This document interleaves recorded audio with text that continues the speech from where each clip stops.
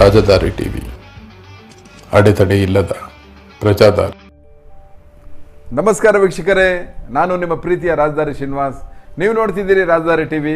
ರಾಜಧಾನಿ ಟಿವಿನ ಲೈಕ್ ಮತ್ತೆ ಹೈಕಮಾಂಡ್ಗೆ ಇಷ್ಟು ಸುಲಭವಾಗಿ ಹೈಕಮಾಂಡ್ನ ಮಾತುಗಳನ್ನು ಅವರು ಆಲಿಸೋಕ್ಕೆ ಹೋಗ್ತಿರ್ಲಿಲ್ಲ. ತಮ್ಮದೇ ಆದಂಥ ಆಪ್ಷನ್ಸ್ಗಳನ್ನ ಇಟ್ಕೊಂಡಿದ್ರು, ತಮ್ಮದೇ ಆದಂಥ ಒಂದು ವಿಚಾರಗಳನ್ನು ಅವರು ಮಂಡಿಸ್ತಾ ಇದ್ರು. ಇಷ್ಟು ಸುಲಭವಾಗಿ ಹೈಕಮಾಂಡ್ ಅವರಿಗೆ ಕಿವಿ ಕೊಡ್ತಿರ್ಲಿಲ್ಲ, ಮನಸ್ಸು ಕೊಡ್ತಿರ್ಲಿಲ್ಲ.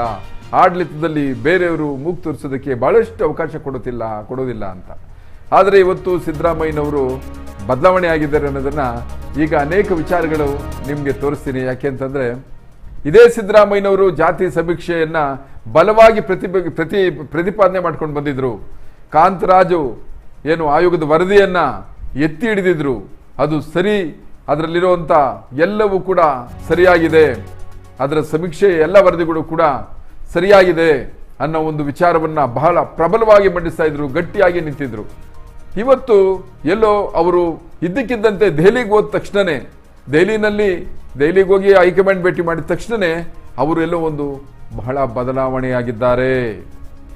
ಎಷ್ಟು ಬದಲಾವಣೆ ಆಗಿದ್ದಾರೆ ಅಂದರೆ ಆ ಸಿದ್ದರಾಮಯ್ಯ ಅವರ ಅನ್ನೋ ಒಂದು ವಿಚಾರ ವಿಪಕ್ಷಿಗಳಿಗೆ ತಬ್ಬಿಬ್ಬಾಗ್ಬಿಟ್ಟಿದ್ದಾರೆ. ಯಾವ ಸಿದ್ದರಾಮಯ್ಯನವರಿಗೆ ಕೂಗಿ ಹೇಳ್ತಾ ಇದ್ರು ಸಾರ್ವಜನಿಕರು, ನಮ್ಮ ಮನೆಗೆ ಬಂದಿಲ್ಲ, ಸಮೀಕ್ಷೆಗೆ ಮಾಡೇ ಇಲ್ಲ, ನಮ್ಮ ಜಾತಿನ ಕೇಳೇ ಇಲ್ಲ, ಇದು ಸರಿ ಇಲ್ಲ, ಒಕ್ಕಲಿಗರ ಸಂಖ್ಯೆ ಜಾಸ್ತಿ ಇದೆ, ಲಿಂಗಾಯತರ ಸಂಖ್ಯೆ ಅದಲ್ವೇ ಅಲ್ಲ, ನಮಗೆ ಸರಿಯಾಗಿ ಸಮೀಕ್ಷೆಗಳು ನಡೆದಿಲ್ಲ, ವೈಜ್ಞಾನಿಕವಾಗಿ ನಡೆದಿಲ್ಲ ಅಂತೆಲ್ಲ ಹೇಳ್ತಾ ಇದ್ರು. ಮಠಾಧಿಪತಿಗಳು ಹೇಳಿದ್ರು, ಸಾರ್ವಜನಿಕರು ಹೇಳಿದ್ರು, ಪಕ್ಷದ ಮುಖಂಡರು ಹೇಳಿದ್ರು, ಅವರದ ಆಂತರಿಕವಾಗಿ ಸಚಿವರು, ಶಾಸಕರು ಎಲ್ಲರೂ ಹೇಳಿದ್ರು ಕೂಡ ಇಲ್ಲ, ನಾನು ಮಾಡೋದು ಆ ಪ್ರಕಾರನೇ ಒಂದು ಮೀಸಲಾತಿಯನ್ನು ಕೂಡ ನಾವು ಹಂಚಿಕೆ ಮಾಡ್ತೀವಿ ಅಂತೇಳಿ ಹಠಕ್ಕೆ ಹೋಗಿದ್ರು. ಕಡತಗಳಲ್ಲಿ, ವಿಧಾನಸಭೆಯ ಕಡತಗಳಲ್ಲಿ ಕೂಡ ಅದು ಮಣ್ಣೆ ಆಗಿದೆ. ಆಗಿದ್ದಂಥ ಸಿದ್ದರಾಮಯ್ಯನವರು ದಿಲ್ಲಿಗೆ ಹೋಗಿ ಬಂದ ಮೇಲೆ ಎಷ್ಟು ಬದಲಾವಣೆಗಿದ್ದಾರೆ ಅಂತ ಬನ್ನಿ ನಾನಿಲ್ಲಿ ತೋರಿಸ್ತೇನೆ. ಬಹಳ ಮುಖ್ಯವಾಗಿ ಈ ಜಾತಿ ಗಣತಿ ಬಗ್ಗೆ, ಅದ್ರ ಬಗ್ಗೆ ಚರ್ಚೆ ಆಯಿತು. ಕೆಲವರು ಸಂಘ ಸಂಸ್ಥೆಗಳು ಮತ್ತು ಕೆಲವು ಜಾತಿ ಮುಖಂಡರುಗಳು, ಮಠಾಧೀಶರುಗಳು ಮತ್ತು ಕೆಲವು ಮಂತ್ರಿಗಳು ಕೂಡ ಜಾತಿ ಗಣತಿ ಬಗ್ಗೆ ಅಪಸ್ವರ ಎತ್ತತಕ್ಕಂಥದ್ದನ್ನು ಪ್ರಸ್ತಾಪ ಆಯಿತು. ಅದರ ಬಗ್ಗೆ ಡೀಟೇಲ್ ಡಿಸ್ಕಷನ್ ಆಯಿತು. ಈಗ ವರದಿ ನಮ್ಮ ಜಾತಿ ಗಣತಿ ಬಗ್ಗೆ ಏನು ವರದಿ ಕೊಟ್ಟಿದ್ದಾರೆ, ಇನ್ ಪ್ರಿನ್ಸಿಪಲ್ ಅದು ಅಕ್ಸೆಪ್ಟ್ ಮಾಡ್ತಾರೆ.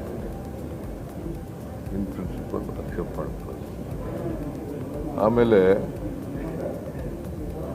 Enumeration of the cost survey, ಅದನ್ನು ಬಿಕಾಸ್ ಅದು ಹಳೆಯದಾಗಿರೋದ್ರಿಂದ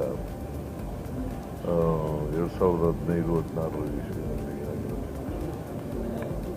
10 ವರ್ಷ ಆಗ್ಬಿಟ್ಟಿದೆ, 9-10 ವರ್ಷಗಳು. ಅದಕ್ಕೋಸ್ಕರ ಎನ್ಯುಮರೇಷನ್ ಆಗಬೇಕು ಮತ್ತೆ ಹೊಸದಾಗಿ ಅಂತಕ್ಕಂಥದ್ದು ಅವರ ಅಭಿಪ್ರಾಯ. ಅದಕ್ಕೆ ನಾವು ಕೂಡ ಒಪ್ಕೊಂಡಿದ್ದೀವಿ. ಸರ್ವೆ ಮಾತ್ರ, ಜಾತಿ ಸರ್ವೆ ಮಾತ್ರ. ಇನ್ನೊಂದು ಒಬ್ಬರು ಈಗ ಹೇಗೆ ನಾವು SCಗಳದ್ದು ಸರ್ವೆ ಮಾಡಿಸ್ತಾ ಇದ್ದೀವಿ, ಅದೇ ರೀತಿ ಇನ್ನೊಂದು ನಂಬರ್ಗೋಸ್ಕರ ಎನ್ಯುಮರೇಷನ್ ಮಾಡಿಸ್ತಕ್ಕಂಥ ಕೆಲಸ ಮಾಡ್ತೀವಿ. 90 ಕಳೆದ 10 ವರ್ಷದಿಂದ ನಡೆದಂತ ಜಾತಿ ಗಣತಿ ವಿಚಾರದಲ್ಲಿ ಏನು ನಾವು 12ನೇ ತಾರೀಕು ಒಂದು ಅಂತಿಮ ತೀರ್ಮಾನ ತೆಗೆದುಕೊಳ್ಬೇಕು ಅಂತ ನಿಗದಿಯಾಗಿತ್ತು. ಅದರ ಬಗ್ಗೆ ಒಂದು ವ್ಯಾಪಕವಾದಂತ ಚರ್ಚೆ ಬಂತು. ಈ ಮಧ್ಯೆ ಎಲ್ಲಾ ಮಂತ್ರಿಗಳು ಕೂಡ ತಮ್ಮ ಅಭಿಪ್ರಾಯವನ್ನ ಲಿಖಿತ ಮುಖಾಂತರ ಮುಖ್ಯಮಂತ್ರಿಗಳಿಗೆ ತಿಳಿಸಿದ್ರು. ಅನೇಕ ಸಂಘಟನೆಗಳು, ಮಠಾಧೀಶರು, ಸಂಘ ಸಂಸ್ಥೆಯವರು, ಶಾಸಕರು, ಮಂತ್ರಿಗಳೆಲ್ಲ ಕೂಡ ಪ್ರತ್ಯೇಕವಾಗಿ ನಮ್ಮ ವರಿಷ್ಠರು ಕೂಡ ಮಾತಾಡಿದ್ರು. ಸೊ ಈ ಹಿನ್ನೆಲೆಯಲ್ಲಿ ನ್ಯಾಯಬದ್ಧವಾಗಿ ಎಲ್ಲರಿಗೂ ಕೂಡ ಒಂದು ಅವಕಾಶವನ್ನ ಕಲ್ಪಿಸಿಕೊಡ್ಬೇಕು ಅಂತ ಹೇಳಿ ನಮಗೆ ಮಾರ್ಗದರ್ಶನವನ್ನ ಕೊಟ್ಟಿದ್ದಾರೆ. ಅದಕ್ಕೆ ಮುಖ್ಯಮಂತ್ರಿಗಳಿಗೆ ಮತ್ತೆ ನೀವು ಎಲ್ಲರಿಗೂ ಕೂಡ ನೀವು ಅವಕಾಶ ಕೊಡಬೇಕು. ಮತ್ತೆ ಏನು ಪ್ರತಿ ಮನೆಗೂ ಕೂಡ ಯಾರು ಕೂಡ ಅಪಸ್ವರ ಸಿಗಬಾರ್ದು ಅಂಥೇಳಿ ಒಂದು ಮಾರ್ಗದರ್ಶನವನ್ನ ಕೊಟ್ಟಿದ್ದಾರೆ. ಅದಕ್ಕೆ ನಾನು ಈ ಸಂದರ್ಭದಲ್ಲಿ ಎಲ್ಲ ಸಾರ್ವಜನಿಕರಿಗೆ, ಮಠಾಧೀಶರಿಗೆ, ಸಂಘ ಸಂಸ್ಥೆಯವರಿಗೆ, ಸಮಾಜದ ಮುಖಂಡಗಳಿಗೆ ಎಲ್ಲರೂ ಕೂಡ ನಾವು ಮನವಿ ಮಾಡ್ಕೊಳ್ತೇವೆ. ಇದು ಎಲ್ಲರಿಗೂ ಕೂಡ ನೀವು ನಿಮ್ಮ ಸಮಾಜ ಏನಿದೆ, ನಿಮ್ಮ ಬಂಧುಗಳೇನಿದ್ದಾರೆ ಎಲ್ಲರಿಗೂ ಕೂಡ ಈ ಒಂದು ಏನು ಅಧ್ಯಾಯ ನಾವು ಮಾಡ್ತಾ ಇದ್ದೇವೆ, ಹೊಸದಾಗಿ ನಿಮ್ಗೆಲ್ಲ ಒಂದು ಅವಕಾಶವನ್ನು ಮಾಡಿಕೊಡ್ತಾ ಇದ್ದೇವೆ, ಅದನ್ನೆಲ್ಲ ಕೂಡ ಮತ್ತೆ ನೀವು, ಯಾಕಂದ್ರೆ ನಿಮಗೆ ಸಾರ್ವಜನಿಕವಾಗಿ ಈಗ ನಾವೇನ್ ಮಾಡಿದ್ದೇವೆ ಅದು ಕೂಡ ನಿಮ್ಮೆಲ್ಲರ ಗಮನಕ್ಕೆ ತರ್ತೇವೆ. ಈಗ ತಾವು ಎಲ್ಲರೂ ಕೂಡ ಮತ್ತೆ ಎಲ್ಲೇ ಇರಲಿ ಅವರ ಹೆಸರನ್ನ ಈ ಜಾತಿ ಗಣತಿ ಮತ್ತು ಸಾಮಾಜಿಕವಾಗಿ ಏನು ನಿಮ್ಮ ಗುರುತಿದೆ ಅದನ್ನ ನೀವು ನ್ಯಾಯಬದ್ಧವಾಗಿ ಕಾನೂನಲ್ಲಿ ಏನು ಮೊದಲಿಂದ ಕೂಡ ಯಾವ ಒಂದು ಸಮಾಜಕ್ಕೆ ನೀವು ಸೇರಿದ್ದೀರಿ ಅದನ್ನ ವ್ಯಕ್ತಪಡಿಸ್ಕೊಳ್ಳುವಂತ ಒಂದು ಅವಕಾಶವನ್ನ ಇವತ್ತು ನಾವು ಕಲ್ಪಿಸ್ಕೊಡ್ತಾ ಇದ್ದೇವೆ. ಈ ಹಿನ್ನೆಲೆಯಲ್ಲಿ ಮುಖ್ಯಮಂತ್ರಿಗಳು ಕ್ಯಾಬಿನೆಟ್ ಅಲ್ಲಿ ಚರ್ಚೆ ಮಾಡಿ ದಿನಾಂಕವನ್ನ, ಏಕೆಂದ್ರೆ ಇದು ಒಂದು ದೊಡ್ಡ ಲಾಂಗ್ ಬಿಗ್ ಪ್ರೋಸೆಸ್ ಇದೆ. ನಾವು ಈಗಾಗಲೇ SC ಜನಾಂಗ ಸಂಬಂಧಪಟ್ಟಂತೆ ಈಗಾಗಲೇ ಸುಮಾರು 1-2 ತಿಂಗಳಿಂದ ಅದ್ರ ಬಗ್ಗೆ ವಿವರವಾದಂತ ಒಂದು ಜನಗಣತಿ ಅವ್ರಿಗೊಂದು ಅವಕಾಶವನ್ನ ಕಲ್ಪಿಸ್ಕೊಟ್ಟಿದ್ದೇವೆ. ಈ ಮಧ್ಯದಲ್ಲಿ ಎಲ್ಲರೂ ಕೂಡ ಮತ್ತೆ ನಾವು ಇನ್ವಾಲ್ವ್ ಮಾಡ್ಕೊಳ್ಬೇಕಾಗ್ತದೆ. ಈ ಹಿನ್ನೆಲೆಯಲ್ಲಿ ನಾವು ಕ್ಯಾಬಿನೆಟ್ ಅಲ್ಲಿ ತೀರ್ಮಾನ ಮಾಡಿ ಮುಖ್ಯಮಂತ್ರಿಗಳು ಯಾವತ್ತಿಂದ ಪ್ರಾರಂಭ ಆಗ್ತದೆ, ಟೈಮ್ ಲೈನ್ ಎಲ್ಲ ಕೂಡ, ಯಾಕೆಂದ್ರೆ ಇದಕ್ಕೆ ಸಾವಿರಾರು ಜನ ಅಧಿಕಾರಿಗಳು, ನಾವು ಟೀಚರ್ಸು, ಬೇರೆ ಇವರೆಲ್ಲ ಕೂಡ ಇದಕ್ಕೆ ಬೇಕಾಗಿದ್ದರಿಂದ ಇದನ್ನ ಯಾವ ರೀತಿ ಮಾಡಬಹುದು ಅಂತ ಹೇಳಿ ನಿಮ್ಮೆಲ್ಲರೂ ಕೂಡ ತಿಳಿಸುವಂತ ಕೆಲಸವನ್ನ ನಾವು ಮಾಡ್ತೇವೆ. ಅದರಿಂದ ಯಾರು ಕೂಡ ನಮ್ಮ ಸರ್ಕಾರದ ಬಗ್ಗೆ ಆತಂಕ ಬೇಡ. ನಾವು ಎಲ್ಲರನ್ನೂ ಕೂಡ ವಿಶ್ವಾಸಕ್ಕೆ ತೆಗೆದುಕೊಂಡು ಎಲ್ಲರೂ ಕೂಡ ನ್ಯಾಯವನ್ನು ಒದಗಿಸಿಕೊಡ್ಬೇಕು ಅನ್ನೋದು ನಮ್ಮ ಕಾಂಗ್ರೆಸ್ ಸರ್ಕಾರದ ಒಂದು ಸಂಕಲ್ಪ. ಇದಕ್ಕೆ ತಮ್ಮೆಲ್ಲರೂ ಕೂಡ ಈ ಅವಕಾಶವನ್ನ ಮಾಡಿಕೊಡ್ತೇವೆ. ಸೊ ಎಲ್ಲರೂ ಕೂಡ ನಾನು ಈ ಅವಕಾಶವನ್ನ ಬಳಸ್ಕೊಳ್ಬೇಕು ಅಂತೇಳಿ ನಾನು ನಮ್ರತೆಯಿಂದ ಎಲ್ಲರಿಗೂ ಕೂಡ ನಾನು ಮನವಿಯನ್ನ ಮಾಡ್ತಾ ಇದ್ದೇನೆ. ನೋಡಿದ್ರಲ್ಲ ಸ್ನೇಹಿತರೆ, ನಮ್ಮ ಉಪಮುಖ್ಯಮಂತ್ರಿಗಳು ದಿಲ್ಲಿಯಲ್ಲಿ ನಿಂತ್ಕೊಂಡು ಹೇಳಿದ್ರು, ಏನೊಂದು ಎಲ್ಲ ಒಂದು ನಾಯಕರು, ನಮ್ಮ ಶಾಸಕರು, ಸ್ವಾಮೀಜಿಗಳು, ಸಂಘಟನೆಗಳು ಎಲ್ಲರಿಗೂ ಇದಕ್ಕೆ ವಿರೋಧವನ್ನು ಮಾಡ್ತಾ ಇದ್ರು, ವಿರೋಧವನ್ನು ವ್ಯಕ್ತಪಡಿಸ್ತಾ ಇದ್ರು. ಸಿದ್ದರಾಮಯ್ಯನವರ ಜೊತೆ ಒಂದು ಮಾತಾಡಿದ್ದಾರೆ, ಅದನ್ನ ಮಾಧ್ಯಮದಲ್ಲಿ ಮಾತಾಡಿದ್ದಾರೆ. ಅವರೇನು ಹೇಳ್ತಾರೆ ಬನ್ನಿ ನೋಡಿಕೊಂಡು ಮತ್ತೆ ವಾಪಸ್ ಬರೋಣ. ಧೂಳು ದಿಲ್ಲಿಯ ಒಂದು ಹೊಸ ವಾತಾವರಣ ರಾಜ್ಯವನ್ನು ಪ್ರವೇಶ ಮಾಡಿದೆ. ರಾಜ್ಯದ ಮುಖ್ಯಮಂತ್ರಿಗಳು ಇವತ್ತು ಹೊಸ ಸಮೀಕ್ಷೆಗೆ ಜೈ ಎಂದಿದ್ದಾರೆ. ಅವರು ನಿಗದಿ ಮಾಡಿದ್ದಾರೆ 80ರಿಂದ 90 ದಿನಗಳ ಒಂದು ಕಾಲಮಿತಿಯೊಳಗೆ ನಾವು ಇವೆಲ್ಲವನ್ನ ಮತ್ತೆ ಸಮೀಕ್ಷೆಯನ್ನ ಮಾಡಿ ಎಲ್ಲರೂ ಕೂಡ ಯಾವ್ಯಾವ ವರ್ಗದವರು, ಯಾವ್ಯಾವ ಜಾತಿಯವರು, ಯಾವ್ಯಾವ ಉಪಜಾತಿಯವರು ಎಲ್ಲವೂ ನಮೂದು ಮಾಡಿಕೊಂಡು ಜಾತಿ ಗಣತಿಯನ್ನು ಮಾಡಿ ಸಮೀಕ್ಷೆ ಮಾಡಿದ್ರೆ ನಿಜವಾಗಿ ಕಾಂಗ್ರೆಸ್ನ ರಾಹುಲ್ ಗಾಂಧಿ ಅವರ ಮನಸ್ಥಿತಿ ಏನು ಅಂತಂದ್ರೆ, ನಿಜವಾಗಿ ಅವ್ರು ಹೇಳ್ತಾ ಇದ್ರು, ದೂದ್ ಕಾ ದೂದ್ ಪಾನಿ ಕಾ ಪಾನಿ ಹೋ ಜಾಯ್, ಹಾಲಿಂದ ಹಾಲು ನೀರಿಗೆ ನೀರಾಗೋಗ್ಲಿ. ಈ ದೇಶದಲ್ಲಿ ಯಾರಿದ್ದಾರೆ ಹೆಚ್ಚು? ಇವತ್ತು ಅಂಬಾನಿ, ಅದಾನಿ ಅವರೇ ಈ ಬಹುಪಾಲು ನಮ್ಮ ಸಂಪತ್ತನ್ನ ಅನುಭವಿಸ್ತಾ ಇದ್ದಾರೆ. ನಮ್ಮ ದೇಶದ ಸಂಪತ್ತನ್ನ ನಾವೆಲ್ಲ ಸಮನಾಗಿ ಅನುಭವಿಸ್ಬೇಕಾದ್ರೆ ನಮಗೆ ಗೊತ್ತಾಗಬೇಕು ಯಾರಿಲ್ಲಿದ್ದಾರೆ ಯಾರಿಲ್ಲ ಅಂತ. ಅವ್ರ ಉದ್ದೇಶ ಏನೇ ಇರಲಿ. ಇವತ್ತು ಕರ್ನಾಟಕ ರಾಜ್ಯದಲ್ಲಿ ಇವತ್ತು ಜಾತಿ ಗಣತಿಗೆ ಎಲ್ಲರೂ ಒಪ್ಕೊಂಡಿದ್ದಾರೆ. ಈ ಜಾತಿ ಗಣತಿ ಇಲ್ಲಿ ಈ ವಿಷಯ ಪ್ರಸ್ತಾಪ ಆಗೋದಕ್ಕೆ ಅದಕ್ಕೊಂದು ನಾನು ಹೇಳ್ಬಿಡ್ತೀನಿ. ಈ ಜಾತಿ ಗಣತಿಯನ್ನ ಜಾತಿ ಗಣತಿ ಅಂತಾನೆ ಮಾಡಬಾರ್ದು ಅನ್ನೋದು ಒಂದಷ್ಟು ಜನ ವಾದ ಇತ್ತು. ಯಾಕೆ ನಾವು ಜಾತಿಯಿಂದ ಹೊರಗಡೆ ಬಂದು ಭಾರತೀಯತೆಯನ್ನ, ರಾಷ್ಟ್ರೀಯತೆಯನ್ನ, ದೇಶ ಅಂತೇಳಿ ಒಂದಾಗಿ ಮುಂದೆ ಹೋಗೋಣ ಅನ್ನೋದಿತ್ತು.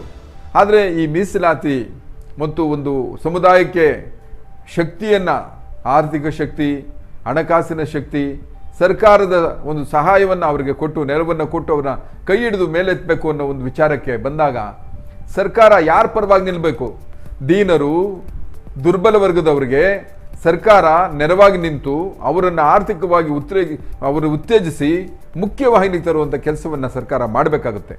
ಆ ನಿಟ್ಟಿನಲ್ಲಿ ನಮ್ಮ ಎಲ್ಲ ಸರ್ಕಾರಗಳು, ಅದು ಯಾವುದೇ ಪಕ್ಷದ ಆಡಳಿತ ಇರಲಿ, ನಾನು ಪಕ್ಷಾತೀತವಾಗಿ ಹೇಳ್ತೇನೆ, ಕರ್ನಾಟಕ ರಾಜ್ಯದ ಮುಖ್ಯಮಂತ್ರಿಗಳು ಅಂದರೆ ಕಾಂಗ್ರೆಸ್ ಮುಖ್ಯಮಂತ್ರಿಗಳಲ್ಲ, ಅವರು ರಾಜ್ಯದ ಮುಖ್ಯಮಂತ್ರಿಗಳು. ಸಿದ್ದರಾಮಯ್ಯನವರು ಕರ್ನಾಟಕದ ಎಲ್ಲರಿಗೂ ಮುಖ್ಯಮಂತ್ರಿಗಳು, ಬಿಜೆಪಿ ಅವರಿಗೂ ಮುಖ್ಯಮಂತ್ರಿಗಳು, JDSಗೂ ಮುಖ್ಯಮಂತ್ರಿಗಳು, ಎಲ್ಲ ಪ್ರಜೆಯರಿಗೂ ಕೂಡ ಅವರೇ ಮುಖ್ಯಮಂತ್ರಿಗಳು. ಮುಖ್ಯಮಂತ್ರಿಗಳಾಗಿ ಅಲ್ಲಿ ಆ ಸ್ಥಾನದಲ್ಲಿ ಕೂತ್ಕೊಂಡ ಮೇಲೆ ಸರ್ವಾಂಗೀಣ ಬೆಳವಣಿಗೆಗೆ ಅವರ ಆದ್ಯತೆ ಇರಬೇಕು, ಸರ್ವರ ಏಳಿಗೆಗೆ ಅವರ ಮನಸ್ಸಿರಬೇಕು, ಅದತ್ತ ಅವರ ಒಂದು ಚಿತ್ತ ಇರಬೇಕು ಅಂತ ಅಲ್ವಾ. ಈ ಜಾತಿ ಗಣತಿ ಬಗ್ಗೆ ಯಾಕೆ ಒಂದು ಮಾತುಗಳು ಬಂದವು ಅಂದರೆ, ಈಗೇನು ಕಾಂತರಾಜ್ ವರದಿ ಅವು ಮಣ್ಣೆ ಆದಾಗ ಆ ಜಾತಿಯ ಗಣತಿಯ ಒಂದು ಸಮೀಕ್ಷೆಯ ವರದಿಗೆ ಸದಸ್ಯ ಕಾರ್ಯದರ್ಶಿ ಸಹಿನೇ ಹಾಕಿರಲಿಲ್ಲ, ಇಬ್ಬರು ಸದಸ್ಯರು ಸಹಿನೇ ಮಾಡಿರಲಿಲ್ಲ, ಅನುಮೋದನೆಯಲ್ಲಿ ಸಿಕ್ತು ಹಾಗಾದರೆ ವರದಿಗೆ. ಅದಷ್ಟೇ ಅಲ್ಲದೆ ಆ ತರುವಾಯ ಏನು ಜಯಪ್ರಕಾಶ್ ಹೆಗಡೆ, ಮಾಜಿ ಸಂಸದರು ಜಯಪ್ರಕಾಶ್ ಹೆಗಡೆ ಅವರಿಗೆ ಆ ಒಂದು ಜವಾಬ್ದಾರಿಯನ್ನು ಮಾನ್ಯ ಮುಖ್ಯಮಂತ್ರಿಗಳು ಕೊಟ್ಟಾಗ ಅವ್ರಿಗೆ ಒಂದು ದಿಗ್ಭ್ರಮೆ ಆಯಿತು. ಯಾಕೆಂತಂದರೆ ಯಾವ ಮೂಲ ಪ್ರತಿ ಇದೆಯಲ್ಲ, ವರದಿಯ ಮೂಲ ಕಡತ ಅದು ಕಣ್ಮರೆಯಾಗಿದೆ. ಹಾಗಂತ ಹೇಳಿ ಅವರು ರಾಜ್ಯ ಸರ್ಕಾರಕ್ಕೆ ಪತ್ರವನ್ನು ಬರೀತಾರೆ ಜಯಪ್ರಕಾಶ್ ಹೆಗಡೆ ಅವರು, ಸಾರ್ ಈ ರೀತಿ ಆಗ್ಬಿಟ್ಟಿದೆ, ಕಣ್ಮರೆಯಾಗಿದೆ ಅಂತ. ಸೊ ಆ ಕಣ್ಮರೆ ಆದಮೇಲೆ ಆ ದತ್ತಾಂಶಗಳನ್ನೆಲ್ಲ ಸಂಗ್ರಹಿಸಿ ಏನೋ ಅದಕ್ಕೊಂದು ರೂಪವನ್ನು ಕೊಟ್ಟರು. ಆದರೆ ಅದು ಸೋರಿಕೆ ಆಯಿತು, ಆ ಜಾತಿ ಗಣತಿಯ ಸಮೀಕ್ಷೆ ವರದಿ ಸೋರಿಕೆ ಆಯಿತು. ಅದು ವರದಿಯ ಸೋರಿಕೆ ಆದಾಗ ಇಲ್ಲ ಪರಿಶಿಷ್ಟ ಜಾತಿ ಪಂಗಡದವರು ಜಾಸ್ತಿ ಇದ್ದಾರೆ, ಇಲ್ಲ ಮುಸಲ್ಮಾನ್ ಬಾಂಧವರ ಸಮುದಾಯಗಳು ಜಾಸ್ತಿ ಇದ್ದಾರೆ, ಲಿಂಗಾಯತರು ಕಮ್ಮಿ ಆದರು, ಒಕ್ಕಲಿಗರು ಕಮ್ಮಿ ಆದರು, ಕುರುಬರ ಸಂಖ್ಯೆ ಕಮ್ಮಿ ಆಯಿತು. ಯಾಕೆ ಹಿಂಗಾಯಿತು? ಇಲ್ಲ, ನಿಜವಾಗಿ ನಾವು ಜಾಸ್ತಿ ಇಲ್ಲಿದ್ದೀವಿ, ಜನಗಣತಿ ಸರಿಯಾಗಿ ಮಾಡಿಲ್ಲ, ಜಾತಿ ಗಣತಿ ಸರಿಯಾಗಿ ಮಾಡಿಲ್ಲ, ಮನೆಗೆ ಹೋಗ್ಲಿಲ್ಲ, ಅವೈನಿಕ ಪದ್ಧತಿಗಳನ್ನು ಉಪಯೋಗಿಸಿದ್ದಾರೆ, ತಾವೇ ಒಂದ್ ಕಡೆ ಕುತ್ಕೊಂಡು ತಾವೇ ಅದನ್ನ ಬರೆದ್ಬಿಟ್ಟಿದ್ದಾರೆ. ಇವೆಲ್ಲ ಮಾತುಗಳು ಬಂತು. ನೋಡಿ, 165ಕ್ಕಿಂತ ಹೆಚ್ಚು ಕೋಟಿಗಳಷ್ಟು ವೆಚ್ಚ ಮಾಡಿರುವಂತ ಈ ಒಂದು ಜಾತಿ ಗಣತಿಯ ವರದಿ ಬಡವರು ಈ ನಮ್ಮ ರಾಜ್ಯದ ಕಂದಾಯದ ಹಣ 165 ಕೋಟಿ 165 ಕೋಟಿಯಷ್ಟು ಹಣವನ್ನು ಖರ್ಚು ಮಾಡಿ ಸಿದ್ಧಪಡಿಸಿದಂತಹ 10 ವರ್ಷಗಳ ಹಿಂದೆಯ ಕಾಂತರಾಜು ವರದಿ, ಜಾತಿ ಸಮೀಕ್ಷೆಯ ಒಂದು ವರದಿ ಇವತ್ತು ಹೈಕಮಾಂಡ್ ಅವರು ಹೇಳಿದ್ರು ಅದು ಸರಿ ಇಲ್ಲ, ಕೆಲವೊಂದು ತೀರ್ಮಾನಗಳು ಬದಲಾವಣೆ ಆಗಬೇಕು ಅಂದ ತಕ್ಷಣ ಅದು ಪಕ್ಕಕ್ಕೆ ಸರಿತು. ಹೇಳ್ತಾರೆ ಸಿದ್ದರಾಮಯ್ಯನವರು, ಅಲ್ಲ ಅದಕ್ಕೆ ನಾವು ಅದನ್ನು ರಿಜೆಕ್ಟ್ ಮಾಡಿಲ್ಲ, ತಾತ್ವಿಕವಾಗಿ ಒಪ್ಪಿಗೆ. ತಾತ್ವಿಕ ಒಪ್ಪಿಗೆ ಅಂದ್ರೇನು? ಅದನ್ನು ಒಪ್ತೀವಿ, ಆದರೆ ಅಂದ್ರೆ ಅದರ ಖರ್ಚು ವೆಚ್ಚಗಳನ್ನ ಹೌದು ಖರ್ಚು ಮಾಡಿದ್ದಾರೆ, ಶ್ರಮ ಪಟ್ಟಿದ್ದಾರೆ, ಓಡಾಡಿದ್ದಾರೆ, ಅವನ್ನಿಲ್ಲ ಅನ್ನಲ್ಲ. ಆದರೆ ಅದರ ಲೆಕ್ಕಾಚಾರ ಆಯಾ ಅಂದಾಜು ಸಿಗ್ತಾ ಇಲ್ಲ. ನಮ್ಗೆ ಸಿಗ್ಬೇಕಾಗಿದ್ದೇನು, ನಮ್ಗಾಗಬೇಕಾಗಿದ್ದೇನು? ಜಾತಿ ಗಣತಿಯಲ್ಲಿ ಏನು ಸರಾಸರಿ, ಯಾವ ವರ್ಗ ಜಾಸ್ತಿ ಇದೆ, ಯಾವ ಜಾತಿಗಳು, ಯಾರೆಲ್ಲರ ಜನಸಂಖ್ಯೆ ವ್ಯತ್ಯಾಸಗಳಿದೆ ಅನ್ನೋದನ್ನು ಅಲ್ವಾ, ಅದು ಸಿಗಲೇ ಇಲ್ಲ. ಆದರೆ ಅದಕ್ಕೆ ತಾತ್ವಿಕ ಒಪ್ಪಿಗೆ ಅಂತಂದ್ರು. ಆಗ್ಬೋದು, ತಾತ್ವಿಕವಾಗಿ ಒಪ್ಪೋದು. ಇನ್ನು 90 ದಿನಗಳಲ್ಲಿ ಹೊಸದಾದಂತಹ ಸಮೀಕ್ಷೆಯನ್ನು ಮಾಡೋದು ಎಲ್ಲರಲ್ಲೂ. ಇವಾಗ ಏನು ಆಲ್ರೆಡಿ ಈಗಾಗಲೇ ಪರಿಶಿಷ್ಟ ಜಾತಿ ವರ್ಗದ ಒಂದು ಸಮೀಕ್ಷೆಯನ್ನು ಮಾಡ್ತಾ ಇದ್ದಾರೆ. ನಾಗಮೋಹನ್ ದಾಸ್ ಅವರ ಒಂದು ಅಡಿಯಲ್ಲಿ, ಅವರ ಅಧ್ಯಕ್ಷತೆಯಲ್ಲಿ ಒಂದು ಪರಿಶಿಷ್ಟ ಜಾತಿ ವರ್ಗದ ಒಂದು ಸಮೀಕ್ಷೆಯನ್ನು ಮಾಡ್ತಾ ಇದ್ದಾರೆ. ಆ ಸಮೀಕ್ಷೆಯ ಜೊತೆಗೆ ಇದನ್ನು ಮಾಡಬೇಡ ಅಂತ. ಸಮೀಕ್ಷೆ ಮಾಡೋರು ಯಾರು? ಈಗ ಬಂದಿರುವಂಥ ಹೊಸ ಸಮಸ್ಯೆ. ಸಮೀಕ್ಷೆ ಮಾಡೋದಕ್ಕೆ ಯಾರು ಬರ್ತಾರೆ? ನಮ್ಮ ಶಿಕ್ಷಕರು ಬರಬೇಕು, ಇಲ್ಲ ಅಂಗನವಾಡಿಯವರು ಬರ್ತಾರಾ, PDO ಅವರು ಬರ್ತಾರಾ, ಆಶಾ ಕಾರ್ಯಕರ್ತೆಯರು ಬರ್ತಾರಾ? ಇವತ್ತು ಶಾಲಾ ಶಿಕ್ಷಣಗಳು ಶೈಕ್ಷಣಿಕ ಇದು ಶುರುವಾಗಿದ್ದಾವೆ, ಎಲ್ಲ ಶಾಲೆಗಳು ಶುರುವಾಗಿರೋ ಈ ಸಂದರ್ಭದಲ್ಲಿ 90 ದಿನಗಳ ಗಡುವು ಅಂದರೆ ಕನಿಷ್ಠ 3 ತಿಂಗಳು, ಅದನ್ನು ಹೇಳಲಿಕ್ಕಾಗುವುದಿಲ್ಲ. ಅವನ್ನೆಲ್ಲವನ್ನ ಕ್ರೋಢೀಕರಿಸಿ ವರದಿಯನ್ನು ನಾವು ಸಂಗ್ರಹಿಸಿ ಸಮೀಕ್ಷೆಯನ್ನು ಮಾಡಿ ನಾವು ಲೆಕ್ಕಾಚಾರವನ್ನು ಮಾಡಿ ಕೊಡ್ತೀವಿ ಅಂತಂದ್ರೆ ಬಹಳ ಕಷ್ಟ ಇದೆ. ಇದು ನಮ್ಮ ಸರ್ಕಾರದ ಮುಂದೆ ಇರುವಂತ ಸವಾಲು. ಆಯ್ತು ಸರಿ, ನೀವು ದಿಲ್ಲಿಗೆ ಹೋದ್ರಿ, ದಿಲ್ಲಿಗೆ ಬಂದ ಮೇಲೆ ಬದಲಾವಣೆ ಆದ್ರಿ, 167 ಕೋಟಿ ಲೆಕ್ಕಕ್ಕಿಲ್ಲ. ಅದನ್ನ ಇವಾಗ ನಾವೇನ್ ಮಾಡಬೇಕು? ನೀವು ಆಗ ಹೇಳ್ತಾ ಇದ್ರಿ, ಏನ್ ಬಂದಾಗಲೂ ಕೂಡ ಹಿಂದುಳಿದ ವರ್ಗ, ಹಿಂದುಳಿದ ಜಾತಿ, ದೀನರು, ದುರ್ಬಲರು, ಇವರಿಗೆ ನ್ಯಾಯ ಕೊಡ್ತೀನಿ, ಅಸಮಾನತೆಯನ್ನು ಕಿತ್ತಾಕಿ ಸಮಾನತೆಯನ್ನು ತರ್ತೀನಿ, ಸರ್ವರಿಗೂ ಬಾಳು ಸಮಪಾಲು ಅಂತೆಲ್ಲ ಹೇಳ್ತಾ ಇದ್ರಲ್ಲ, ಇವತ್ತು ಆ ನ್ಯಾಯಕ್ಕೆ ಏನಾಯಿತು? ಈ ಬಗ್ಗೆ ವಿಪಕ್ಷಗಳು ಕೂಡ ಟೀಕೆಯನ್ನು ಮಾಡಿವೆ. ಕ್ಷಮಿಸಿ, ಈ ಬಗ್ಗೆ ಟೀಕೆಯನ್ನು ಏನು ಮಾಡಿದವೆ? ಬನ್ನಿ ವಿಪಕ್ಷಗಳ ಆ ಒಂದು ವಿಚಾರವನ್ನು ಕೂಡ ನೋಡ್ಕೊಂಡು ಬರೋಣ.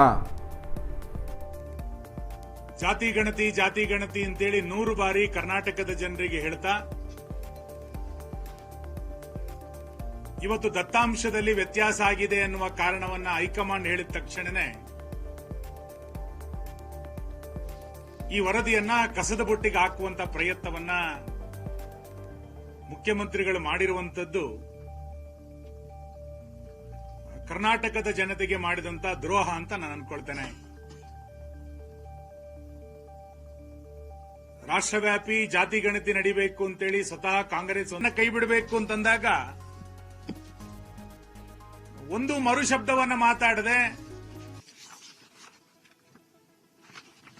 ಹೈಕಮಾಂಡಿನ ಎದುರು ಬೆಕ್ಕಿನ ಮರೆಯಂತೆ ಕುಳಿತುಕೊಂಡು ವಾಪಸ್ ಬಂದಿರುವಂತದ್ದು ಹಿಂದುಳಿದ ವರ್ಗಕ್ಕೆ ಮಾಡಿದಂತ ಅನ್ಯಾಯ ಇದು. ತನಗೆ ಅಪಾಯ ಆದಾಗ ಒಬಿಸಿ, ತನಗೆ ಅಪಾಯ ಆದಾಗ ಜಾತಿ ಗಣತಿ, ತನಗೆ ಅಪಾಯ ಆದಾಗ ಒಳ ಮೀಸಲಾತಿಯನ್ನ ಪದೇ ಪದೇ ಉಲ್ಲೇಖಿಸ್ತಾ ಇದ್ದಂತ ಮುಖ್ಯಮಂತ್ರಿಗಳು ಇವತ್ತು ಬೆಕ್ಕಿನ ಮರಿಯಂತೆ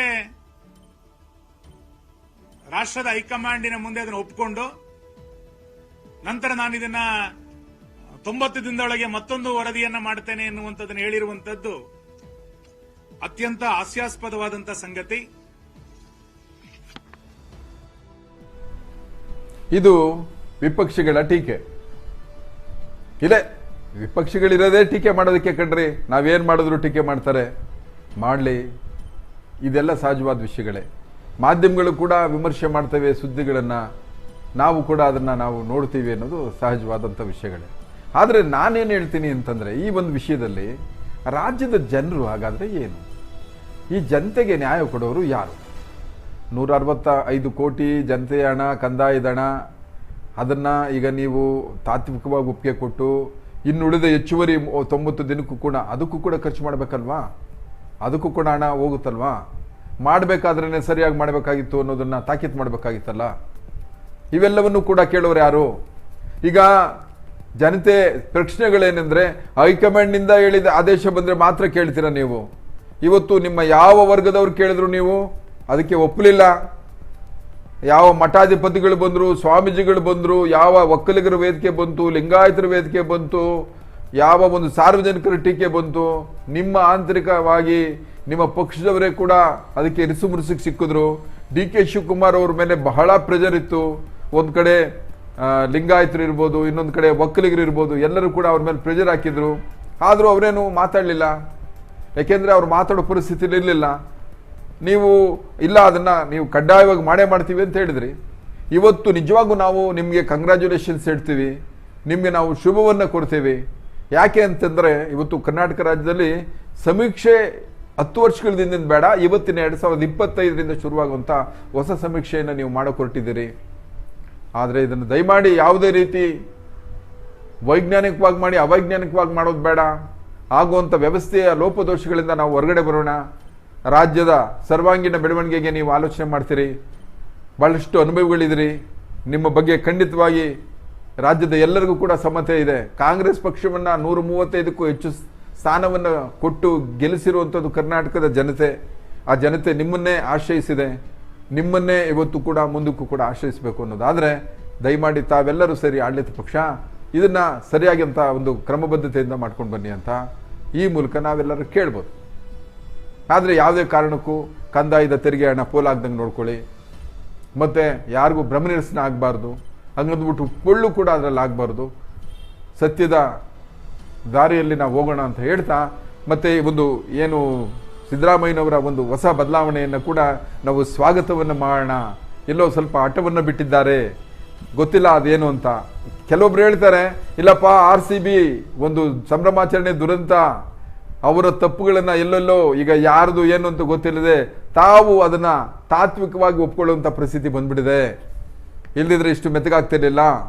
ಅಲ್ಲಿ ದೆಹಲಿಯಲ್ಲಿ ನಡೆದಂಥ ಒಂದು ಪರಿಸ್ಥಿತಿಯಲ್ಲಿ ಇವೆಲ್ಲವನ್ನ ಮಾಡಿ ನಾವು ಅವರ ಒಂದು ಮಾತನ್ನು ಕೇಳಬೇಕಾದಂಥ ಪರಿಸ್ಥಿತಿಗೆ ಬಂದಾಗ ಅದನ್ನು ವಿಧಿ ಇಲ್ಲದೆ ಸಿದ್ದರಾಮಯ್ಯನವರು ಒಪ್ಕೊಂಡಿದ್ದಾರೆ ಅಂತ. ಇಲ್ಲಿ ವಿಚಾರ ಏನೇ ಇರಲಿ, ಬನ್ನಿ ನಮ್ಮ ಮುಂದಿನ ಸುದ್ದಿಯತ್ತ ಗಮನ ಹರಿಸೋಣ. ಸಂಸದ ಬಳ್ಳಾರಿಯ ತುಕಾರಾಂ ಇಡಿ ವಶಕ್ಕೆ.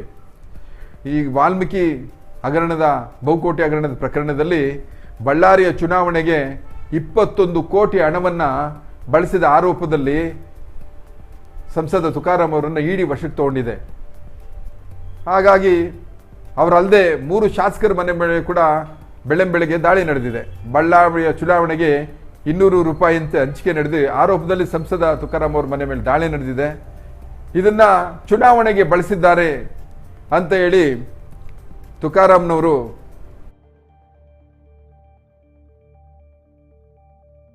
ಎಲೆಕ್ಷನ್ನಲ್ಲಿ ನಿಂತ್ಕೊಂಡು ಅವರು ಸಂಸದರಾದರು. ಅವರ ಮಿಸಸ್ ಅವರು ತುಕಾರಾಂ ಅವರೇ ಅಲ್ಲಿ ಮಿಸಸ್ ತುಕಾರಾಂ ಅವರು ಅಲ್ಲಿ ಗೆದ್ದರು ಎಲೆಕ್ಷನ್ನ. ಒಟ್ಟಾರೆ ಹೇಳಬೇಕು ಅಂತಂದರೆ ಈ ಇಡೀ ಪ್ರಕರಣವನ್ನು ನಾವು ಗಮನಿಸಿದಾಗ ಈ ಕಾಂಗ್ರೆಸ್ನ ಒಂದು ಪರವಾದಂಥ ಅಂದರೆ ವಾಲ್ಮೀಕಿ ಹಗರಣ ಸಂಬಂಧ ಕಾಂಗ್ರೆಸ್ ಶಾಸಕರು ಸಂಸದರಿಗೆ ಬಿಜೆಪಿ ಶಾಕ್ ಕೊಡ್ತಾ ಇದೆ. ಮತ್ತೆ ಇಡಿಯನ್ನ ದುರ್ಬಳಕೆ ಮಾಡ್ಕೊಳ್ತಾ ಇದೆ ಅಂತ ಹೇಳ್ತಾ ಇದ್ದಾರೆ. ಬನ್ನಿ, ಬಳ್ಳಾರಿ ನಗರದ ಶಾಸಕ ಭರತ್ ರೆಡ್ಡಿ, ಕೂಡ್ಲಿಗಿ ಶಾಸಕ ಡಾಕ್ಟರ್ ಶ್ರೀನಿವಾಸ್, ಕಂಪ್ಲಿ ಶಾಸಕ ಗಣೇಶ್, ಸಂಸದ ತುಕಾರಾಂ ಅವರ ಸಂಡೂರಿನ ಮನೆ ಮತ್ತು ಕಚೇರಿ ಮೇಲೆ 8 ಅಧಿಕಾರಿಗಳ ತಂಡ ದಾಳಿ ನಡೆಸಿದೆ. ಕಂಪ್ಲಿ ಕುರುಗೋಡು ಶಾಸಕ ಗಣೇಶ್ ನಿವಾಸದಲ್ಲಿ ದಾಖಲೆಗಳ ಪರಿಶೀಲನೆ ನಡೀತಾ ಇದೆ. ಕೂಡ್ಲಿಗಿ ಶಾಸಕ ಡಾಕ್ಟರ್ ಶ್ರೀನಿವಾಸ್ ಮನೆ ಮತ್ತು ಗೃಹ ಕಚೇರಿ ಮೇಲೆ ದಾಳಿ ನಡೆದಿದೆ. ಬಳ್ಳಾರಿ ನಗರದ ನಾಗೇಂದ್ರ ಮತ್ತು ಭರತ್ ರೆಡ್ಡಿ ಮನೆ, ಕಚೇರಿ, ಸಂಡೂರಿನ ಸಂಸದ ತುಕಾರಾಂ ಅವರ ಮನೆಯಲ್ಲಿ ದಾಖಲೆ ಪತ್ರಗಳ ಪರಿಶೀಲನೆಯನ್ನ ಇಡಿ ಮಾಡ್ತಾ ಇದೆ. ಸೊ ಇಡಿಯನ್ನ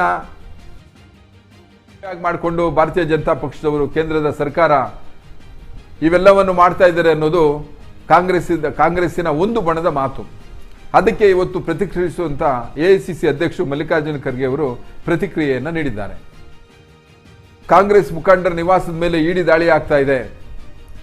ವಾಲ್ಮೀಕಿ ಅಭಿವೃದ್ಧಿ ನಿಗಮದ ಕೋಟ್ಯಾಂತರ ರೂಪಾಯಿ ಅಕ್ರಮ ಪ್ರಕರಣಕ್ಕೆ ಸಂಬಂಧಪಟ್ಟಂತೆ ಬೆಳಗ್ಗೆ ಏನು ಇವತ್ತು ತುಕಾರಾಂ ಅವರ ಮನೆ ಮೇಲೆ ಸಂಸದರು ಹಾಗೆ ಶಾಸಕರು ಭರತ್ ರೆಡ್ಡಿ, ಗಣೇಶ್ ಹಾಗೆ ಡಾಕ್ಟರ್ ಶ್ರೀನಿವಾಸ್ ಅವರ ನಿವಾಸದ ಮೇಲೆ ಇಡಿ ದಾಳಿ ಮಾಡಿದ್ದಾರೆ. ಈ ವಿಚಾರವಾಗಿ ಕಲಬುರಗಿಯಲ್ಲಿ ಸುದ್ದಿಗಾರರ ಜೊತೆ ಮಾತನಾಡಿದ ಎಐಸಿಸಿ ಅಧ್ಯಕ್ಷ ಮಲ್ಲಿಕಾರ್ಜುನ ಖರ್ಗೆ ಅವರು ಕಾಂಗ್ರೆಸ್ ಶಾಸಕರನ್ನ ಟಾರ್ಗೆಟ್ ಮಾಡಿ ದಾಳಿ ಮಾಡ್ತಾ ಇದ್ದಾರೆ, ಯಾಕೆ ಬಿಜೆಪಿ ಅವರ ಮೇಲೆಲ್ಲ ಇಡಿ ದಾಳಿಗಳು ಆಗೋದಿಲ್ಲ ಅನ್ನೋ ರೀತಿ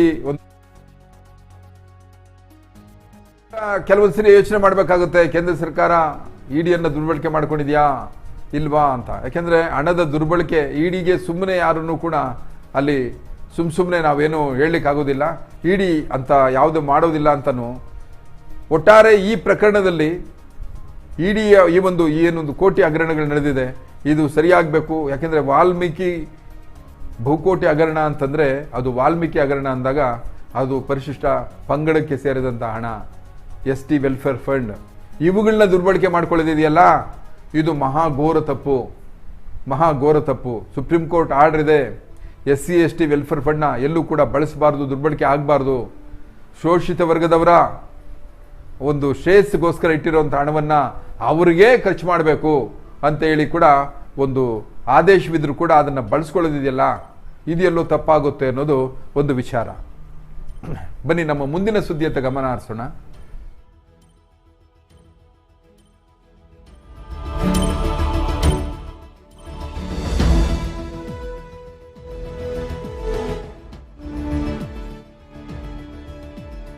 ಕುಖ್ಯಾತ ಅವರು ಕನ್ನಡವನ್ನ ತಮಿಳಿಂದ ಹುಟ್ಟಿದೆ ಅನ್ನೋ ಒಂದು ಮಾತನ್ನ ಹೇಳ್ಬಿಟ್ಟಿದ್ರು. ಅವ್ರಿಗೆ ಅವರ ಒಂದು ತಗ್ ಲೈಫ್ ಏನಿದೆ, ಆ ಒಂದು ಸಿನಿಮಾ, ಅದನ್ನ ಕೂಡ ಇಲ್ಲೆಲ್ಲೂ ಕರ್ನಾಟಕದಲ್ಲಿ ಬಿಡುಗಡೆಗೆ ನಾವು ಬಿಡಲಿಲ್ಲ. ಅವರು ಸುಪ್ರೀಂ ಕೋರ್ಟ್ ಹೋದ್ರು ಕೂಡ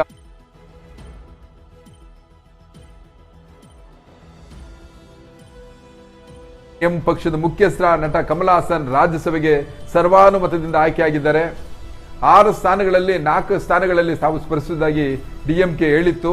ಅವುಗಳಲ್ಲಿ 1 ಸ್ಥಾನವನ್ನು ತನ್ನ ಮಿತ್ರ ಪಕ್ಷ NMM ಇದಕ್ಕೆ ಕಾಯ್ದಿರಿಸಿದ್ರು. ಅದನ್ನು ಕಮಲ್ ಹಾಸನ್ ಅವರು ಸ್ಥಾನಕ್ಕೆ ರಾಮಪತ್ರ ಕೊಟ್ಟರು. ಯಾರೂ ಸ್ಪರ್ಧಿಸಲಿಲ್ಲ ಅಂದ್ರೆ ಅವರು ಸರ್ವಾನುಮತದಿಂದ ಆಯ್ಕೆಯಾಗಿದ್ದಾರೆ. ಅವರಿಗೆ ಅಭಿನಂದನೆಗಳು.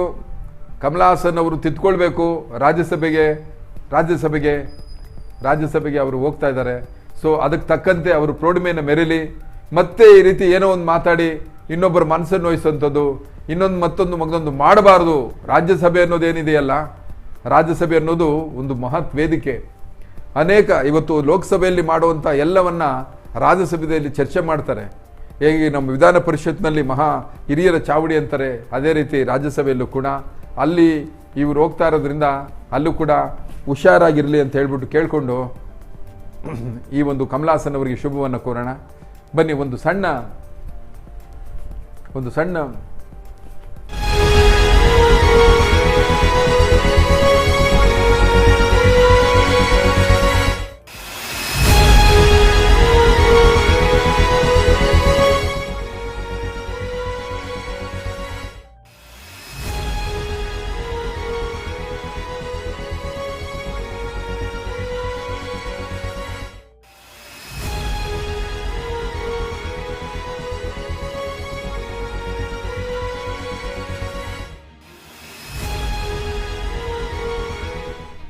ಬನ್ನಿ ಮತ್ತೊಮ್ಮೆ ರಾಜಧಾನಿ ನ್ಯೂಸ್ಗೆ ಸ್ವಾಗತ. ನಿಮಗೆ ಈಗಾಗಲೇ ಅನೇಕ ವಿಚಾರಗಳನ್ನು ಚರ್ಚೆ ಮಾಡಿದ್ವಿ.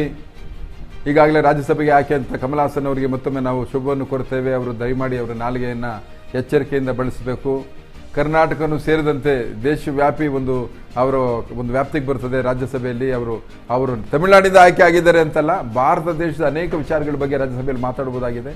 ಹಾಗಾಗಿ ಎಚ್ಚರಿಕೆಯಿಂದ ಅಲ್ಲಿ ಚರ್ಚೆ ಮಾಡುವಾಗ ಮಾತಾಡಲಿ ಅಂತ ಹೇಳ್ತಾ, ಇವತ್ತು ನಮ್ಮ ಒಂದು ಶ್ರೀನಿವಾಸಪುರ ಕೋಲಾರದ ವಿಷಯವನ್ನು ತಗೊಂಡು ರೈತ ನಿಜವಾಗೂ ಚಿಂತಾಕ್ರಾಂತನಾಗಿದ್ದಾನೆ. ಶ್ರೀನಿವಾಸಪುರ ಕೋಲಾರದ ಕಡೆ ಸ್ವಲ್ಪ ಮಾವು ಮತ್ತು ಈ ಕಡಲೆಕಾಯಿ ಜಾಸ್ತಿ ಬೆಳೀತಾರೆ. ಸೊ ಅಲ್ಲಿ ಮಾವಿನ ಹಣ್ಣಿನ ಬೆಲೆ ಕುಸಿತ ಆಗಿದೆ. ಹಾಗಾಗಿ ಶ್ರೀನಿವಾಸಪುರ ತಾಲೂಕನ್ನ ಬಂದ್ ಮಾಡಬೇಕು ಅಂತ ಹೇಳ್ಬಿಟ್ಟು ತಾವು ಆಗ್ರಹಿಸಿದ್ದಾರೆ. ಮಾವಿನ ಬೆಲೆ ಕುಸಿದಿಂದ ಕಂಗೆಟ್ಟ ರೈತರು ಇವತ್ತು ಕೋಲಾರದ ಶ್ರೀನಿವಾಸಪುರ ತಾಲೂಕಿನಲ್ಲಿ ಬಂದ್ಗೆ ಕರೆ ಕೊಟ್ಟಿದ್ದಾರೆ. ಬೆಂಬಲ ಬೆಲೆ ನೀಡಬೇಕು, ಯಾಕೆಂದರೆ ರೈತರಿಗೆ ಕಷ್ಟ ಆಗಿದೆ. ಈಗಾಗಲೇ ಏನು ಕಟಾವು ಮಾಡಿರುವಂಥ ಕೆಲವೊಂದು ಕಳೆದ ಸರಿಯ ಮಾವಿನ ಸಂಸ್ಕರಣೆಯನ್ನು ಹಾಗೆ ಇಟ್ಟಿರೋದ್ರಿಂದ ಈಗ ಅದಕ್ಕೆ ಬೆಲೆ ಬರ್ತಾ ಇಲ್ಲ. ಹಾಗಾಗಿ 1 ಟನ್ನು ಮಾವು 3-4 ಸಾವಿರ ರೂಪಾಯಿಗಂತೂ ಕಡಿಮೆ ಮಾರಾಟ ಆಗ್ತಾ ಇದೆ.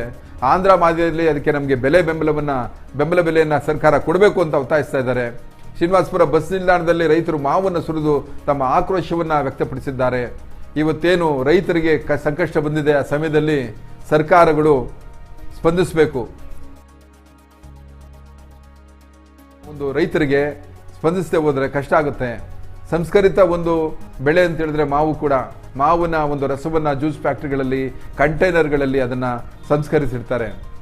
ಈಗ ಸಂಸ್ಕರಿಸಿದ್ದು ವಿದೇಶಿಗಳಿಗೆ ಹೋಗೋದು, ವ್ಯಾಪಾರ ಆಗೋದು ಆಗದೆ ಹೋದರೆ ಈ ಸರಿಯ ಒಂದು ಹೊಸ ಮಾವಿಗೆ ಬೆಲೆ ಸಿಗೋದಿಲ್ಲ. ಯಾಕೆಂದರೆ ಸಂಸ್ಕರಿಸಿರುವಂಥದ್ದೇ ಅಲ್ಲಿ ಸ್ಟಾಕ್ ಇರ್ತದೆ. ಸೊ ಈ ಸಮಸ್ಯೆಗಳು ಪಾಪ ರೈತರನ್ನ ಕಾಡುತ್ತೆ. ಈ ಸಂದರ್ಭದಲ್ಲಿ ಸರ್ಕಾರ ಅವರಿಗೆ ಬೆಂಬಲ ಬೆಲೆಯನ್ನು ಆಂಧ್ರದಲ್ಲಿ ಕೊಡ್ತಾ ಇದ್ದಾರೆ, ನಮ್ಮ ಕರ್ನಾಟಕದಲ್ಲಿ ಕೊಡಿ ಅಂತ ಹೇಳುವಂಥದ್ದು ಎಲ್ಲೋ ಸರಿ ಅಂತ ಅಂದ್ಕೊಳ್ಳೋಣ. ಬನ್ನಿ ಒಂದು ವಿಶೇಷವಾದ ಸುದ್ದಿಯನ್ನು ಹೇಳ್ತೀನಿ. ಗಾಲಿ ಜನಾರ್ದನ್ ರೆಡ್ಡಿ ರಿಲೀಫ್ ಸಿಕ್ಕಿದೆ. ಗಾಲಿ ಜನಾರ್ದನ್ ರೆಡ್ಡಿ ಅವರು ಈ CBI ಕೋರ್ಟ್ ವಿಧಿಸಿದ್ದ ಶಿಕ್ಷೆಯನ್ನು ರದ್ದುಗೊಳಿಸಿದ್ದೆ ತೆಲಂಗಾಣ ಹೈಕೋರ್ಟ್. ಹಾಗೆಯೇ ಅವರಿಗೆ ಜಾಮೀನು ಕೂಡ ಮಂಜೂರು ಮಾಡಿದೆ. ಅಕ್ರಮ ಗಣಿಗಾರಿಕೆ ಪ್ರಕರಣದಲ್ಲಿ CBI ಅವರು ವಿಧಿಸಿದ್ದಂಥ ಶಿಕ್ಷೆಯನ್ನು ರದ್ದುಗೊಳಿಸಿದ್ದಂಥ ತೆಲಂಗಾಣ ಹೈಕೋರ್ಟ್ ಆದೇಶ ಹೊರಡಿಸಿದೆ. ಆದರೆ ಯಾವುದೇ ಕಾರಣಕ್ಕೂ ಭಾರತವನ್ನು ಬಿಟ್ಟು ಹೊರಗಡೆ ಹೋಗಬೇಡಿ ಅಂತ ಆದೇಶ ಮಾಡಿ ಕೋರ್ಟು ಪಾಸ್ಪೋರ್ಟನ್ನು ತಮ್ಮ ವಶಕ್ಕೆ ಕೊಡಬೇಕು ಅಂತ ಸೂಚಿಸಿದೆ. ಗಾಲಿ ಜನಾರ್ದನ್ ರೆಡ್ಡಿ ಅವರು ಬಳ್ಳಾರಿಯ ಒಂದು ವಿಚಾರಕ್ಕೆ ಬಂದಾಗ ಅಲ್ಲಿ ಗಣಿಗಾರಿಕೆಗೆ ಹೇಳಿ ಮಾಡಿಸಿದಂಥದ್ದು. ಸೊ ಗಾಲಿ ಜನಾರ್ದನ್ ರೆಡ್ಡಿ ಅವರಿಗೆ ಈ ಒಂದು ಪ್ರಕರಣದಲ್ಲಿ ಅವರು ಗಂಗಾವತಿಯಿಂದ ಶಾಸಕರಾಗಿದ್ದ ಈ ಸಂದರ್ಭದಲ್ಲಿ ಪಕ್ಷದ ಗೆದ್ದರೂ ಕೂಡ ಭಾರತೀಯ ಜನತಾ ಪಕ್ಷಕ್ಕೆ ಅವರು ಸೇರ್ಪಡೆಯಾಗಿ ತಮ್ಮ ಬೆಂಬಲವನ್ನು ಭಾರತೀಯ ಜನತಾ ಪಕ್ಷಕ್ಕೆ ಕೊಟ್ಟಿದ್ದರು. ಇವತ್ತು ಅವರು ಅವರಿಗೆ ಶಿಕ್ಷೆಯನ್ನು ವಿಧಿಸಿರುವಂಥ ಸಂದರ್ಭದಲ್ಲಿ ಅದನ್ನು ವಜಾ ಮಾಡಿ ತೆಲಂಗಾಣ ಹೈಕೋರ್ಟು ಅದನ್ನು ರದ್ದು ಮಾಡಿ ಇವರಿಗೆ ಜಾಮೀನು ಕೂಡ ಕೊಟ್ಟಿದೆ. ಮೇಲ್ಮನವಿ ಕೂಡ ಸಲ್ಲಿಸ್ಕೊಳ್ಬೋದು, ಅವ್ರಿಗೆ ತೊಂದರೆ ಇಲ್ಲ. ಆದರೆ ಭಾರತ ದೇಶವನ್ನು ಬಿಟ್ಟು ಹೋಗಬೇಡಿ ಅಂತ ಹೇಳ್ತಾ ಇದೆ. ಜನಾರ್ದನ್ ರೆಡ್ಡಿ ಅವರು ಭಾರಿ ಕಂಗಾಲಾಗಿದ್ದರು. ಬನ್ನಿ ಯಾಕೆಂದರೆ ಅವರು ಶಾಸಕರಾಗಿ ಪ್ರತಿನಿಧಿಸ್ತಾ ಇದ್ದಂಥದ್ದು ಗಂಗಾವತಿ, ಅದರ ಒಂದು ಒಳ್ಳೆ ಅಭಿವೃದ್ಧಿಗಳ ಬಗ್ಗೆ ಯೋಚನೆ ಮಾಡಬೇಕಾಗಿತ್ತು. ಅನೇಕ ವಿಚಾರಗಳ ಬಗ್ಗೆ ಚರ್ಚೆ ಮಾಡೋ ಈ ಸಂದರ್ಭದಲ್ಲಿ ಅವರಿಗೆ ಈ ಥರ ಶಿಕ್ಷೆ ಆಗೋಯ್ತಲ್ಲ ಅಂತೇಳಿ ಯೋಚನೆ ಮಾಡ್ತಾ ಇದ್ರು. ಅವರಿಗೆ ಕೂಡ ಒಂದು ಶೋಭ ಕೋರಿ. ಮತ್ತು ಒಂದು ವಿಚಾರವನ್ನು ನಾವು ಹೇಳಬೇಕಾಗುತ್ತೆ. ರಾಜಕೀಯ ಅಂತ ಬಂದಾಗ ಎಲ್ಲೋ ಈ ರೀತಿ ಕೆಲವೊಂದು ದುರಂತಗಳು, ವದಂತಿಗಳು, ಹಗರಣಗಳು ನಮ್ಮನ್ನು ಸುತ್ತಾಕ್ಸ್ಕೊಂಡ್ಬಿಡುತ್ತೆ. ಇದರಿಂದ ಜನ ರಾಜಕೀಯ ಅಂದ್ರೇ ಸ್ವಲ್ಪ ದೂರ ಸರಿಯುವಂಥ ಪರಿಸ್ಥಿತಿ ತಂದಿಡ್ತಾರೆ. ಬನ್ನಿ ನಮ್ಮ ಮುಂದಿನ ಸುದ್ದಿಗೆ ಹೋಗೋಣ. ಕೇವಲ ಮೊಬೈಲ್ಗಾಗಿ ಸ್ವಂತ ಅಣ್ಣನ ಮಗನನ್ನೇ ಹತ್ಯೆಗೈದಿದ್ದಾನೆ ಅವರ ಚಿಕ್ಕಪ್ಪ. ಚಿಕ್ಕಬಳ್ಳಾಪುರದ ಬಟ್ಲಳ್ಳಿ ಬಳಿ ಮೊಬೈಲ್ ವಿಚಾರವಾಗಿ ಜಗಳ ಉಂಟಾಗಿ ಚಿಕ್ಕಪ್ಪ ರಮೇಶ್ ಅವರ ಅಣ್ಣನ ಮಗ ಸುನಿಲ್ನ ತಲೆ ಮೇಲೆ ಕಲ್ಲೆತ್ತಾಕಿ ಭೀಕರವಾಗಿ ಕೊಲೆ ಮಾಡಿರೋ ಘಟನೆ ನಡೆದಿದೆ. ಜೂನ್ 8ನೇ ತಾರೀಕು ಜಗಳ ನಡೆದಿ ರಾತ್ರಿ ಮಲಗಿದ್ದಾಗ ಕಳ್ಳತನದ ಶಂಕೆಯಿಂದ ಹಲ್ಲೆ ನಡೆಸಲಾಗಿದೆ. ಹಾಗೆ ಗಂಭೀರಗೊಂಡಿದ್ದ ಸುನಿಲ್ ನಿಧನರಾಗಿದ್ದು ರಮೇಶ್ ಪರಾರಿಯಾಗಿದ್ದಾನೆ. ಒಟ್ಟಾರೆ ನೋಡಿ, ಈ ಒಂದು ಸಣ್ಣ ಮೊಬೈಲ್ ವಿಷಯಕ್ಕೆ ಕೊಲೆ ಆಗ್ಬೋದು, ಯಾವುದೇ ವಿಚಾರಕ್ಕಾಗ್ಬೋದು. ಕೊಲೆ ಅನ್ನೋದು ಒಂದು ಉದ್ರೇಕ, ಕೋಪಕ್ಕೆ ನಾವು ಬುದ್ಧಿಯನ್ನು ಕೊಟ್ಟಾಗುವಂಥ ಒಂದು ದೊಡ್ಡ ಅನಾಹುತ, ದುರಂತ ಕೊಲೆ. ಕೆಲವೊಂದು ಸರಿ ಲೆಕ್ಕಾಚಾರ ಇಲ್ಲದೆ ಆಗೋಗುತ್ತೆ, ಕೆಲವು ಸರಿ ಗೊತ್ತಿಲ್ಲದೆ ಆಗೋಗುತ್ತೆ, ಕೆಲವೊಂದು ಸರಿ ಪ್ಲಾನ್ ಮಾಡಿ ಕೊಲೆ ಮಾಡ್ತಾರೆ.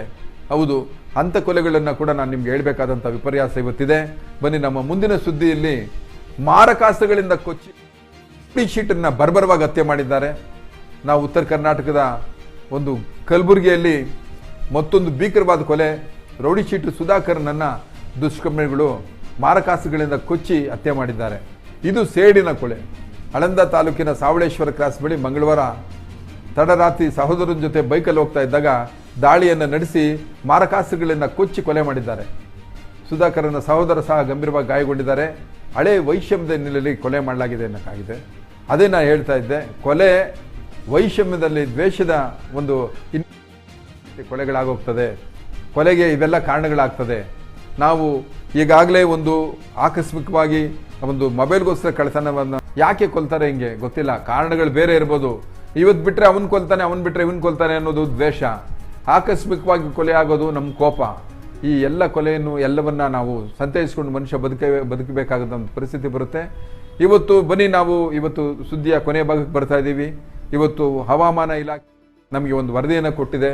ಕರ್ನಾಟಕದ 11 ಜಿಲ್ಲೆಗಳಲ್ಲಿ ಜೂನ್ 12ರಿಂದ 3 ದಿನಗಳ ಕಾಲ ಭಾರಿ ಮಳೆಯಾಗುವಂಥ ಸಂಭವ ಇದೆ. ಮುನ್ಸೂಚನೆಯನ್ನು ಹವಾಮಾನ ಇಲಾಖೆ ಕೊಟ್ಟಿದೆ.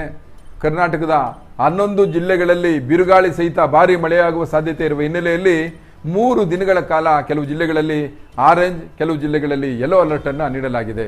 ಹಾಗಾಗಿ ಮೀನುಗಾರರು, ಒಂದು ಪ್ರದೇಶದಲ್ಲಿರುವಂಥ ಮೀನುಗಾರರು, ತಾವು ನದಿ ತೀರದ ಒಂದು ಪಾತ್ರದಲ್ಲಿರುವಂಥ ಕೆಲವೊಂದು ನಿವಾಸಿಗಳು ಎಚ್ಚರಿಕೆಯಿಂದ ಇರಬೇಕು.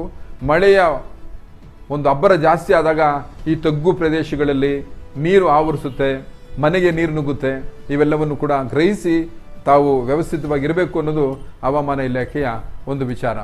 ಹಾಗೇನೆ ಬನ್ನಿ, ಇವತ್ತಿನ ಸಂಖ್ಯಾ ಸೂಚಕವನ್ನು ನಾವು ನೋಡಿದ್ರೆ ನಿಫ್ಟಿ 37 ಪಾಯಿಂಟ್ಗಳೊಂದಿಗೆ 25,141ಕ್ಕೆ ಕೊನೆಯನ್ನು ಕಂಡಿದೆ.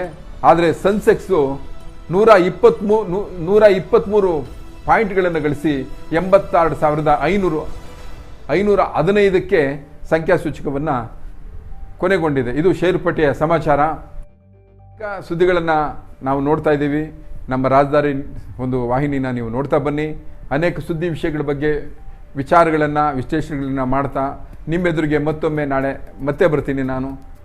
ದಯಮಾಡಿ ಕಾಯ್ತಾ ಇರಿ. ಹಾಗೆ ನಮ್ಮ ಚಾನಲ್ನ ಲೈಕ್ ಮಾಡಿ, ಶೇರ್ ಮಾಡಿ ಮತ್ತು ಸಬ್ಸ್ಕ್ರೈಬ್ ಮಾಡಿ ಅಂತ ಹೇಳ್ತಾ ನಾನು ನಾಳೆ ಮತ್ತೆ ನಿಮಗೆ ಸಿಗ್ತೀನಿ. ನಮಸ್ಕಾರ. ರಾಜಧಾನಿ ಟಿವಿ, ಅಡೆತಡೆ ಇಲ್ಲದ ಪ್ರಜಾದಾರಿ.